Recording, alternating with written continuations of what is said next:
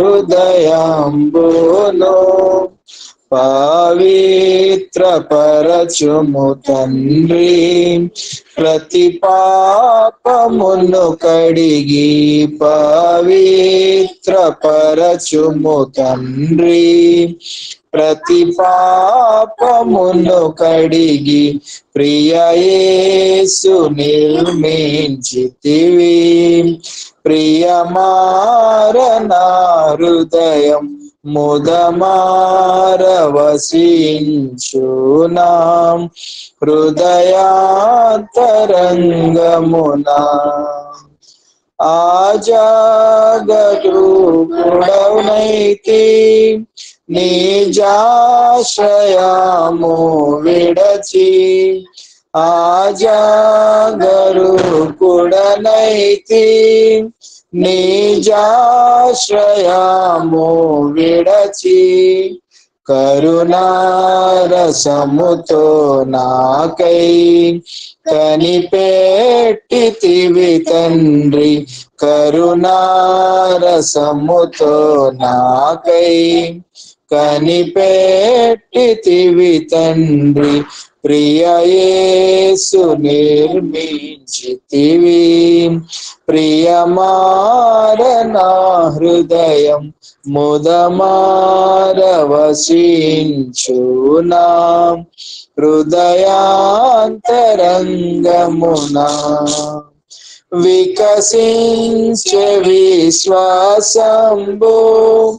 వాక్యంబును చదువగనే, వికసించే విశ్వాసంబు వాక్యంబును చదువగనే, చేరీతి నీదు దారి కోరి నడిపించుము, చేరీతి నీదు దారి కోరి నడిపించుము, ప్రియ యేసు నిర్మించితివి. ప్రియమారనా హృదయం మారవసించునాం హృదయాంతరంగమునా. ప్రతి చోట నీ సాక్షిగా ప్రభువా నేనుండునట్లు, ప్రతి చోట నీ సాక్షిగా ప్రభువా నేనుండునట్లు, ఆత్మాభిషేకము నిమ్ము ఆత్మీయ రూపుండ, ఆత్మాభిషేకము నిమ్ము ఆత్మీయ రూపుండ, ప్రియ యేసు నిర్మించితివి. ప్రియమారనా హృదయం ముదమారవసించునాం హృదయాంతరంగమున, ముదమారవసించునాం హృదయాంతరంగమున. Thank you. Over to brother Sudarshan అన్న.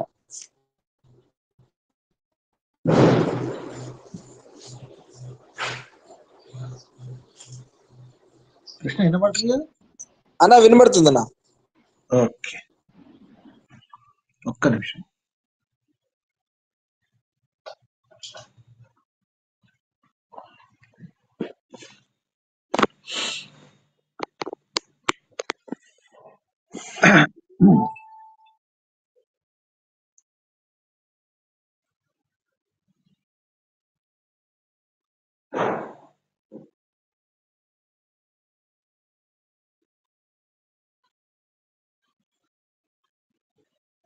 కృష్ణ ఒక్క నిమిషం. ఓకే అన్న. విలాప వాక్యములు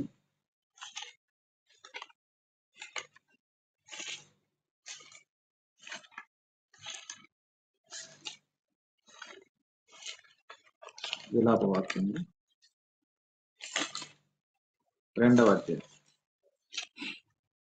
2వ అధ్యాయం విలాప వాక్యం 2వ అధ్యాయం మనకు తెలిసిన వాక్యం 18వ వచనం. విలాప వాక్యంలో 2:18. జనులు హృదయపూర్వకంగా యెహోవాకు మొరపెట్టెదరు. సియోను కుమారి ప్రకారమా, నదీ ప్రవాహం వల్లే దివారాత్రం కన్నీరు పారనిది. విరామము కలగనీయకు, నీ కంటి పాపను విశ్రమింపనీయకు. నువ్వు లేచి రేయి మొదటి జామున మొరపెట్టును, నీళ్లు కుమ్మరించినట్లు ప్రభు సన్నిధి నేను హృదయం కుమ్మరించు. నీ పసిపిల్లల ప్రాణం కొరకు నీ చేతులను ఆయన తట్టు. ప్రతి వీధి మొగను ఆకలి కొని వారు మూర్ఛిల్లుచున్నారు. ప్రార్థన చేసుకున్నాం. ప్రేమల తండ్రి యేసుక్రీస్తు ప్రభు మీ నామమునకు స్తోత్రాలు వందనాలు చెల్లిస్తున్నాను. వారం అంతా కాపాడి భద్రపరిచినారు తండ్రి. స్తోత్రాలు.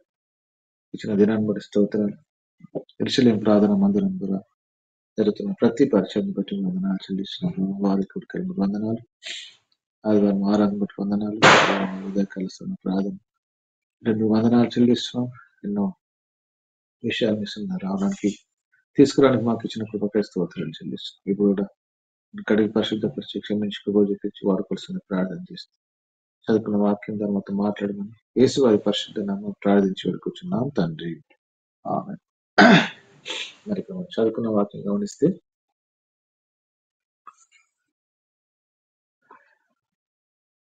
ఇక్కడ ఏమంటాడంటే, నీ పసిపిల్లల ప్రాణం కొరకు నీ చేతిలో ఆయన తట్టు ఎత్తు. కనుక పసిపిల్లలకు వాళ్ళు ఏం చేస్తారో వాళ్ళకి తెలియదు. వాళ్ళ గురించి వాళ్ళు ప్రార్థన అంటే ఒక్క మాటలు చెప్పాలంటే వాళ్ళు బలహీనులు. పసిపిల్లలు అంటే బలహీనులు కాగా బలవంతులమైన మనము మనమే బలపరుచుకొనక బలహీన దౌర్బల్యమును భరించుటకు మనమే చూడండి. కొరింథీ రాసిన పత్రిక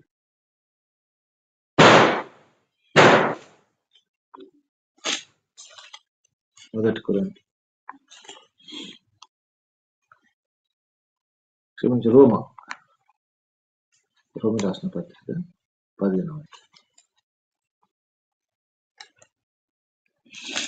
రోమా 15. కాగా బలవంతులమైన మనము మనమే సంతోషపరచుకొనక బలహీన దౌర్బల్యం భరిష్టకు. ఎంతో మంది వాళ్ళకు సరిగా ప్రార్థన జీవితం ఉండదు, ప్రార్థన చేయాలన్న ఆలోచన ఉండదు, గైడెన్స్ ఉండదు. అట్లా చాలా మంది నిస్సహాయ స్థితిలో ఉంటారు. ఇప్పుడు పసిపిల్లలు కూడా నిస్సహాయ స్థితిలో ఉంటారు. వాళ్ళకి ఏం చేయాలో తెలియదు. కనుక పసిపిల్లల విషయంలో మనం ఎంత జాగ్రత్త కలిగి ఉంటాం, వాళ్ళ భద్రత గురించి, వాళ్ళ క్షేమం గురించి, వాళ్ళ ఆరోగ్యం గురించి, వాళ్ళ ఫుడ్ గురించి. కనుక పసిపిల్లల విషయంలో ఎంత జాగ్రత్త కలిగి ఉంటాం. అట్లనే ఆత్మీయ విషయంలో చాలా మంది పసిపిల్లలుగా ఉంటున్నారు. ఈ రోజులలో చాలా మంది బలహీనంగా ఉంటున్నారు. చూడండి, యెషయా గ్రంథంలో ఒక మాట, పాలిచ్చు వాటిని ఆయన మెల్లగా నడిపించు. అంతకన్నా ముందు ఆది కాండంలో ఆది కాండం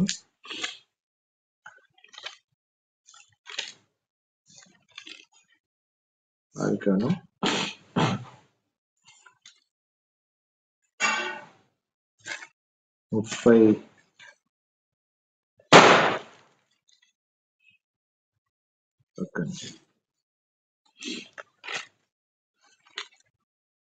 యోసేపు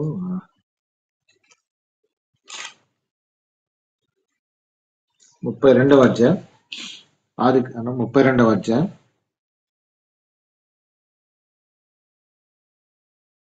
13వ వచనం. ఆది కాండం 33:13. అతడు నా యొద్ద ఉన్న పిల్లలు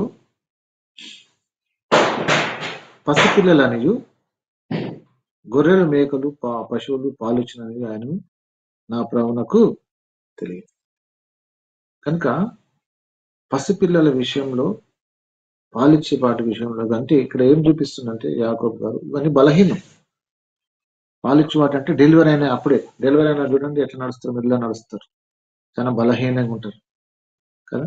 అందరు నడవలేరు, అందరు మాట్లాడలేరు. డెలివరీ అయిన వాళ్ళు ఎంత నెమ్మదిగా ఉంటారు. అట్లనే ఇక్కడ గొర్రెలు మేకలు కూడా అవి పాలిచ్చేటి, అవి కూడా డెలివరీ అయినాయి అనమాట. పాలిచ్చేటి అంటే బలహీనముగా ఉన్నవి అని అర్థం. కనుక బలహీన పట్ల కొద్ది గొప్ప తెలిసి వాక్యం తెలిసిన మనం ఎంత బాధ్యత కలిగి ఉండాలి అంటే మనల్ని మనమే సంతోషపరచుకున్నాక గురించి పాలిచ్చి వాటిని ఆయన మెల్లగా నడిపించింది. చూడండి యెషయా గ్రంథం 40వ అధ్యాయం, యెషయా గ్రంథం 40వ అధ్యాయం 11వ వచనం. 40:11. తన బాహుతో గొర్రె పిల్లలను కూర్చి రొమ్మున ఆనించుకొని మోయును, పాలిచ్చు వాటిని ఆయన మెల్లగా నడిపించు. 11లో స్టార్టింగ్ లో గొర్రెల కాపరి వల్ల ఆయన తన మందను మేపు. పేతురుతో అంటాడు ప్రభు, పేతురు నా మందను కాయము, నా మందను మేపుమంటాడు. అక్కడ కూడా పేతురుకు కొద్ది గొప్ప దేవుని వాక్యం తెలుసు, దేవునితో సహవాసం తెలుసు, దేవుడు అంటే ఎవరో తెలుసు, రక్షకుడు అని తెలుసు. తెలిసిన నీవు నా మందను మేపాల్సి వస్తుంది, నా మందను కాయాల్సి వస్తుంది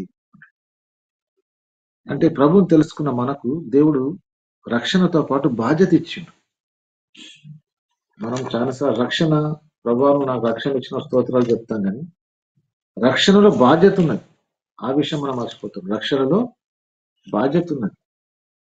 నా మటుకు నేను రక్షణ పొందిన అని వీల్లేదు, నా మటుకు నేను రక్షణ పొందిన అని మన మటుకు మనం చూసుకుని వీల్లేదని చెప్పి క్లియర్ దేవుని వాక్యం మనకు అర్థమవుతుంది.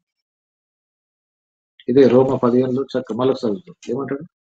కాగా బలవంతులమైన మనము మనలను మనమే సంతోషపరచుకొనక బలహీన దౌర్బల్యమును భరించటకు బద్దులమైన. తర్వాత ఫిలిప్పి 1:30. ఫిలిప్పి 1:30. కాగా క్రీస్తునందు విశ్వాసం ఉంచుట మాత్రమే కాక ఆయన పక్షం శ్రమపట్టయు ఆయన పక్షం మీకు అనుగ్రహించింది.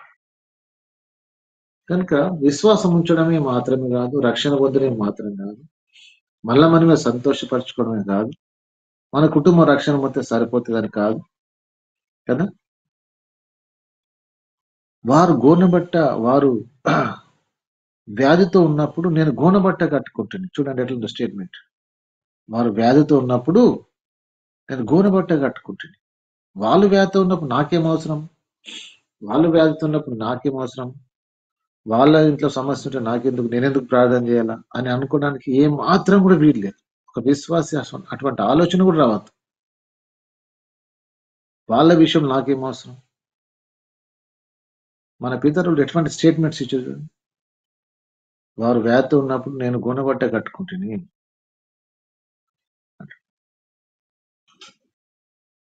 సమూయేలు అంటాడు, నా మట్టుకు నేను నీ నిమిత్తం ప్రార్థన చేయటం మానట వలన యెహోవాకు విరోధంగా పాపము చేసిన వాడనగుదును. విశ్వాస జీవితం అంటే బాధ్యత రహితం కాదు, అది గుర్తుపెట్టుకోవాలి. విశ్వాస జీవితము, రక్షణ పొందిన మనము బాధ్యత రహితంగా ఉండడానికి మాత్రం కూడా దేవుడు ఒప్పుకోడు. బాధ్యత వహించాలి. కయ్యను నీ తమ్ముడైన ఏబేలు ఎక్కడ, అందుదేముందంటే బాధ్యత ఉన్నది, అందులో బాధ్యత దాగి ఉన్నది.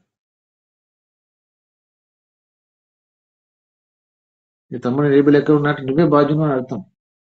నాకు తెలియదని నాకు వీలు లేదు. కాబట్టి రక్షణ పొందిన మనము, ఉచితంగా రక్షణ పొంది మనము దాన్ని మనమే సంతోషపరచుకోవడం కాకుండా, మన కుటుంబం కాకుండా ఎంతో మంది ఈ రోజు రక్షణ లేకుండా బాధపడతా ఉన్నారు. వాళ్ళకి అర్థమైతే లేదు, వాళ్ళు నమ్మేదే కరెక్ట్ అనుకుంటారు. కనుక వాళ్ళు మన దగ్గర రారు. వాళ్ళు నమ్మిందే కరెక్ట్ అన్నప్పుడు మన దగ్గరకు ఎందుకు వస్తాం? మనమే జోక్యం చేసుకోవాలి. అదే జోక్యం అంటే అది వారు వ్యాధితో ఉన్నప్పుడు నేను గోనబట్టే కట్టుకున్నా అంటే నేను బాధ్యతగా ఫీల్ అయినా అని అర్థం. దావీదు గారి స్టేట్మెంట్ ఏంటంటే వారు వ్యాధితో ఉన్నప్పుడు నేను గోనబట్టే కట్టుకున్నా అంటే నేను ఫీల్ అయినా. నాకు వ్యాధి వస్తే ఎట్లా ఉంటుందో అది గ్రహించి అందుచే నిన్ను వల్ల నీ పొరుగు వారిని ప్రేమించుము అంటాడు. ఈ స్టేట్మెంట్ చాలా మంది తప్పుగా అర్థం చేసుకుంటారు. నిన్ను వల్ల నీ పొరుగు వారిని ప్రేమించమంటే నువ్వు ఒక వ్యక్తిని ప్రేమించక ముందు నిన్ను నువ్వు ఫస్ట్ ప్రేమించుకోవాలి. చాలా మంది చేసే తప్పు ఏంటంటే ఫస్ట్ వాళ్ళ కుటుంబం విషయంలో బాధ్యత వహించరు. నేను మళ్ళా చెప్తున్నా, జాగ్రత్త వినండి. ఫస్ట్ నువ్వు ఒక వ్యక్తిని ప్రేమించాలంటే ఫస్ట్ నిన్ను నువ్వు ప్రేమించుకోవాలి. నిన్ను నువ్వు ప్రేమించుకోవడం ఏందో నీకు తెలిస్తే, నీ కుటుంబాన్ని ప్రేమించడం ఏందో నీకు తెలిస్తే దాన్ని బట్టి నువ్వు ఇతరులను ప్రేమిస్తావు. అది కనుక నువ్వు ఎంత ప్రేమించుకుంటావో అట్లనే ఇతరులను ప్రేమించమంటాడు. నువ్వు ఇతరులను ప్రేమించాలంటే ఫస్ట్ నిన్ను నువ్వు ప్రేమించుకోవాలా. నిన్ను నీవు ప్రేమించుకోవాలా, నీ కుటుంబాన్ని ప్రేమించాలా, నీ పిల్లలను ప్రేమించాలా, నీ భార్యను ప్రేమించాలా. తర్వాతనే అదే ప్రేమను ఇతరులకు పంచాలంటాడు. చాలా మంది ఏం చేస్తారు అంటే కుటుంబాన్ని పట్టించుకోరు. చాలా మంది లోపల ఉన్నది ఆ బలహీనత, చాలా మంది లోపల ఉన్నది. వాళ్ళు ఏమనుకుంటారంటే నా కుటుంబం దేవుడు పట్టించుకుంటలే అనుకుంటాడు. నీ కుటుంబాన్ని నువ్వు పట్టించుకోకుండా దేవుడు పట్టించుకుంటాడని కరెక్ట్ కాదా? ఫస్ట్ మన కుటుంబాన్ని మనం పట్టించుకోవాలా. అట్లనే నిన్ను వలే నీ పొరుగుని ప్రేమించమంటున్నా. అంటే నీ పొరుగుని ప్రేమించాలంటే ఫస్ట్ నువ్వు ప్రేమించుకోవాలి. అప్పుడే ఎట్లా ప్రేమించుకుంటున్నావు అట్లనే వాళ్ళను ప్రేమించడానికి ఆస్కారం ఉంటుంది. అంతేగాని కుటుంబాన్ని మనము నెగ్లిజెన్స్ ఎప్పుడు చేయకూడదు. కుటుంబాన్ని ఎప్పుడు కూడా నెగ్లిజెన్స్ చేయకూడదు. కుటుంబాన్ని నెగ్లిజెన్స్ చేస్తే సాక్ష్యం చెడిపోతుంది. మన కుటుంబాన్ని వదిలిపెట్టేసి మనం బయట పోయి ప్రచారం చేసినాం అనుకోండి, సేవ చేసినాం అనుకోండి. ఓల్డ్ టెస్టిమెంట్ లో యుద్ధాలు అట్లా చేసిండ్రు. యోషువ వాళ్ళు యుద్ధాలు అట్లా చేసిరు, అట్లా నేర్పించారు. వాళ్ళు ఏం చేసేవారంటే ఊరు బయట వాళ్ళను మాటుగాళ్ళని పెట్టేసేవారు. వీళ్ళు ఊరు బయట వాళ్ళు ఉన్న శత్రువులు అని చెప్పేసి ఊరు వదిలిపెట్టేసి బయటకు వెళ్ళిపోయేవారు. ఇంకొక సైడ్ నుంచి వచ్చేసి వాళ్ళ శత్రువులు ఆ దేశాన్ని కాల్చేసేవారు. యెహోషువ ప్లాన్ అట్లా ఉండే, అట్లా ఉన్నది బైబిల్లో చూడండి. అట్లా వాళ్ళు ఏం చేశారంటే శత్రువులు అందరూ ఊరు బయట ఉన్నారని చెప్పేసి వాళ్ళ ఊరు వదిలిపెట్టేసి శత్రువులను తరమడానికి వెళ్ళిపోతే ఇది వేరే శత్రువులు వచ్చేసి ఆ ప్రాంతాన్ని అగ్నితో కాల్చేసి ఆక్రమించుకున్నారు. అరే వాళ్ళు ఏదో మన ఊర్లో మంట వస్తుందని చెప్పేసి వెనుక చూస్తే ఊరంతా కాలిపోతా ఉన్నది. అటు కాకుండా ఇటు కాకుండా మధ్యలో నష్టపోయారు. అది వ్యూహం అన్నమాట. యోషువ యుద్ధ వ్యూహం అట్లా చేశాడు. అదే యుద్ధ వ్యూహం తర్వాత యూదులకు అప్పచెప్పాడు, జ్యూస్కి అప్పచెప్పాడు. వాళ్ళు అట్లనే ఫాలో అయ్యారు. కనుక ఫస్ట్ మన కుటుంబానికి భద్రత కలిగించాలా, కుటుంబం గురించి భారం కలిగించాలా. అప్పుడే మనం ఇతరుల గురించి భారంగా ఫీల్ అవుతాం. కనుక ఇతరుల గురించి మనం భారంగా ఫీల్ కావాలా, భారంగా పరిచయం జరిగించాలంటే మొదట మన బాధ్యత ఏదైనా మన కుటుంబం పట్ల ఖచ్చితంగా బాధ్యత వహించాలి. కనుక మన ముందట ఎంతో మంది బలహీనలు ఉన్నారు. పాలిచ్చు వాటిని ఆయన మెల్లగా నడిపించినట్టు చాలా మంది నిస్సహాయ స్థితిలో ఉన్నారు, బలహీనంగా ఉన్నారు. వాళ్ళు ఇప్పుడు చనిపోతే ఎక్కడికి పోతారో తెలియదు. వాళ్ళకు రక్షణ పట్ల అవగాహన లేకుండా ఉన్నారు. కనుక విశ్వాస జీవితం అంటే ఒక బాధ్యతతో కూడుకున్నది అనేది మనకు అర్థం కాకపోతే మనమంటూ కొనమే మన కుటుంబం మట్టుకి మనము, మన సంఘం మట్టుకి మనం ఆలోచన చేస్తుంటాం. అట్లనే మన పితరులు కానీ మిషనరీస్ అని ఆలోచన చేస్తే వాళ్ళ దేశాన్ని వదిలిపెట్టి రాకపోతే ఈరోజు మన దేశానికి సువార్త వచ్చేది కాదు. వాళ్ళు సమస్తం వదిలిపెట్టుకుని వచ్చారు. ఇంగ్లాండ్ వాళ్ళు మనకు వాళ్ళకి ఏం సంబంధం లేదు. వాళ్ళు బంధువులను, రక్త సంబంధులను, ఆస్తిని సమస్తం వదిలిపెట్టుకొని ఇక్కడికి వచ్చి బైబిల్ తర్జుమా చేసి భాషలు నేర్చుకొని బైబిల్ను ఎన్నో భాషలకు తర్జుమా చేసి ఈరోజు మనం ఈ విధంగా కూడుకోవడానికి, మనం అందరం దేవుని గడపడానికి ఎంత అవకాశం అంటే, వాళ్ళు దేన్ని బట్టి వచ్చిందంటే దేవుడు వాళ్ళ జీవితాలు కార్యాలు జరిగించారు. దాని కృతజ్ఞతగా వాళ్ళ దేశం వదిలిపెట్టి ఇక్కడికి వచ్చి, దేశాలు వదిలిపెట్టేసి వచ్చి, అంతే వాళ్ళ శవాలను ఇక్కడ ఉన్నాయి. చాలా మంది శవాలు మెదక్ కానీ, డిచ్పల్లి కానీ, దూదిగామ కానీ, మిషన్స్ సంస్థలు ఎక్కడెక్కడ ఉన్నాయో వాళ్ళ శవాలన్నీ ఇక్కడ ఉన్నాయి. డెడ్ బాడీస్ ఇక్కడ ఉన్నాయి. సమాధులు ఇక్కడ ఉన్నాయి. మనం పక్క గ్రామానికి ఒక గవర్నమెంట్ ఎంప్లాయీ అనుకోండి, ఒక 10 కిలోమీటర్ ట్రాన్స్ఫర్ అయితే ఒప్పుకోడు. మళ్ళీ ట్రాన్స్ఫర్ క్యాన్సిల్ చేయించుకోవడం ఏదో చేస్తుంటారు. ఒక 10 కిలోమీటర్ ఉద్యోగం చేయలేకపోతున్నారు. ఈ రోజుల్లో ఉద్యోగం చేయలేకపోతున్నారు. పరిచర్య కాదు, ఉద్యోగం, జీతం వచ్చి ఉద్యోగం చేయలేకపోతున్నారు.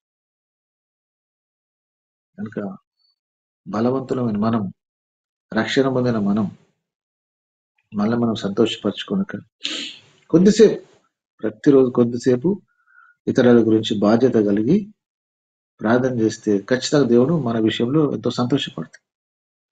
మనం కొద్దిగా నమ్మకంగా ఉంటే దేవుడు ఇంకెక్కువ అవకాశం ఇస్తాడు.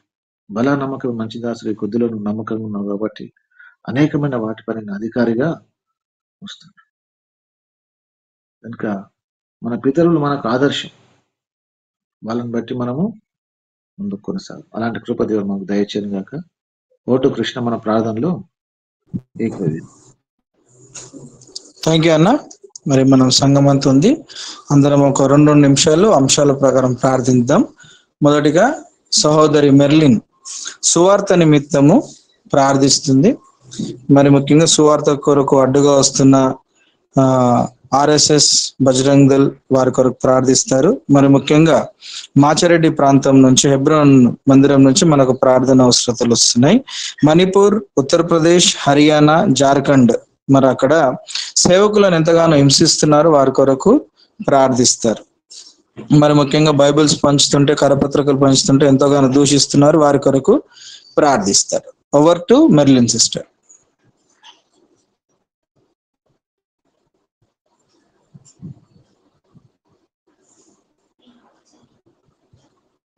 ఓకే అన్న.